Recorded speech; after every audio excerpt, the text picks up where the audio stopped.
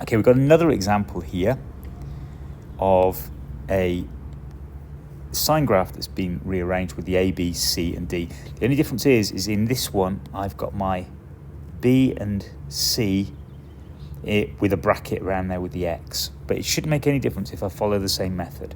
So the first thing I'm going to do is let's just highlight the vertical numbers. So 5 to -3, A equals half of that difference, which is 8, so A is 4. D, if I multiply a sine graph by 4, the highest point will then be 4, but my highest point is 5, so I need to add 1 on. So that should be super easy. My period.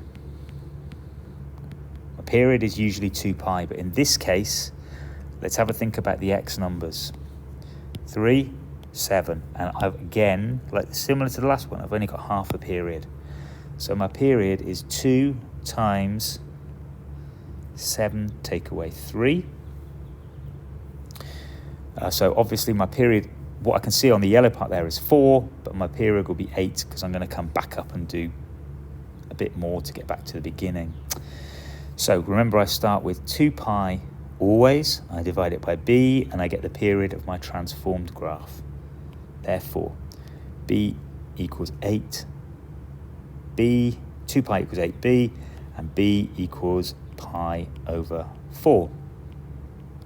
So now I'm ready to start putting this back together again. So y equals 4 sine b pi over 4, and that's outside the x plus c, and then my d number was 1.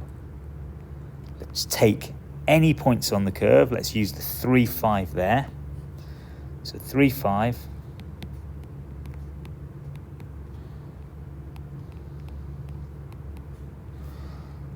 X was 3. Let's take 1 from both sides, divide by 4, and we end up with 1.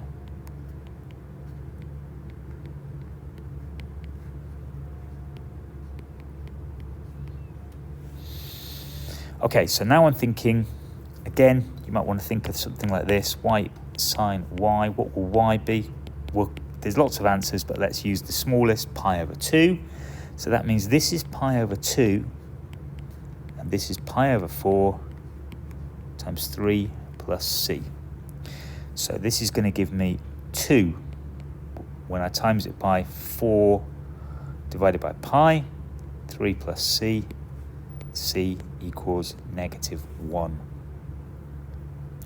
So I'm done, and my final answer is y equals 4 sine pi over 4 x minus 1 plus 1.